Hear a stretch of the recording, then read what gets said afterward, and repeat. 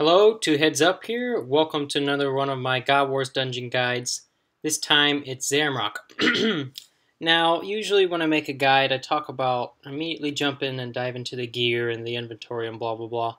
But first of all, let's talk about why people tend to stay away from Zamorak and make a joke out of doing the Zamorak boss.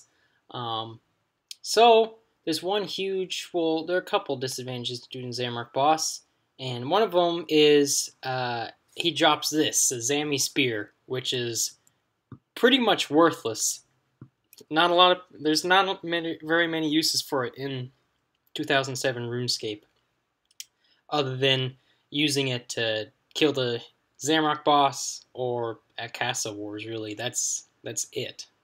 Um, so that is the most common rare drop that it has, a Zami Spear. It's a 1 out of 125 drop rate, opposed to Bandos, which can drop Bandos boots, tassets, or chest plate. All of those are 1 out of 125 chance, and all of those are worth more than a Zami Spear. So it kind of begs the question, why do Zamorak in the first place? Another reason why people don't do Zamorak is he hits very hard, and he hits hard through prayer, and he smites you. He cuts every time he uses his special attack, which hits through melee prayer. He halves your prayer, so he does a good job of draining your prayer. But there are many advantages to doing Zamorak. I'm going to list them all out very quickly. Very fast kill count. You can kill imps. Very fast. I kill imps and spiritual mages. I get my kill count up faster than any other boss at Zamorak. Zamorak boss, Krill, 2-star, has very low defense. So you can, with a group of 3, I have killed the boss in less than 10 seconds. He can die that quick. It's unbelievable.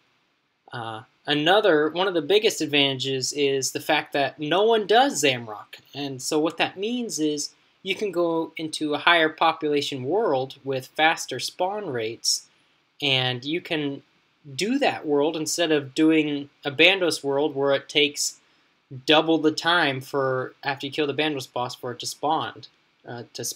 So you'll get much more kills per hour at Zamorak than you will at Bandos. Which means a higher chance at getting a very expensive drop like a Staff of the Dead or a hilt. Staff of Dead's like 25 mil, a hilt is 30 mil, so that's what makes Zamorak worth doing. Of course, I haven't gotten one yet. I've gotten 3 spears, but no hilt yet. What's another advantage? The only person that takes damage is the tank. So, what that means is other players can feed you. Unlike Bandos, you do still take slight damage from the minions at Bandos. Everyone does. And so that's the advantage of doing Zamorak over Bandos. If you want to know how to properly do Zamorak where you don't take damage from the minions, just watch some of my live streams. Maybe I'll post one of my live streams up on my YouTube channel. And I think that's all I have to say about the advantages of doing Zamorak over Bandos.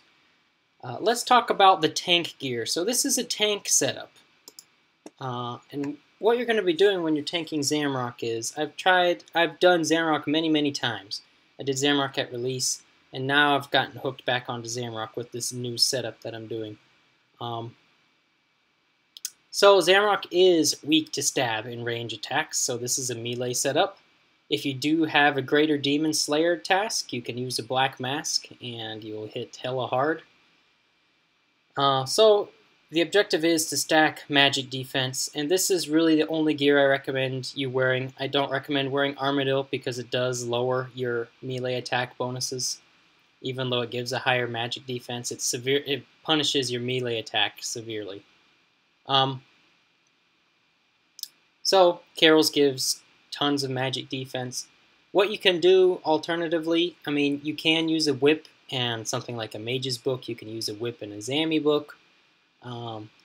It's up to you, but if you want to hit more often, the Zami spear works just fine. And it's much easier to switch between a halberd and a Zami spear than it is when you're equipping 2 weapons and then you have to switch to a two-handed weapon. So it's up to you. But you need a good combination of a high strength bonus and a high magic defense bonus, and relatively high melee defense, because sometimes I've figured that if you have somewhat higher melee defense, sometimes you don't get hit by a special attack as often. So it's good to have, a little bit. So stack a lot of strength as well. This is pretty much it. This is the setup I've preferred for melee, for tanking. And then don't forget your super anti-poisons. I'd only use super anti-poisons unless if you got anti-pluses or plus-pluses. And basically you want to bring as many 3-to-1 ratios of bruise to superstores as possible, because he's going to smite you. And like every time he hits you with that special attack, you get hit at least a 30. And you're going to have to brew up. I've never been hit anything less than a 30 with his special attack. It is a pretty devastating attack. So you're going to have to immediately brew up 3 or 4 doses. If you're supersetted, you can brew up 4 doses and then drink 1 dose of Superstore. That's the tanking setup is a real simple inventory-wise. So if you want to see the mechanics of doing the Zamorak boss, please do check out my live streams on twitch.tv. And a Zamorak DPS guide is up next. Thanks for watching, and I'll see you guys next time.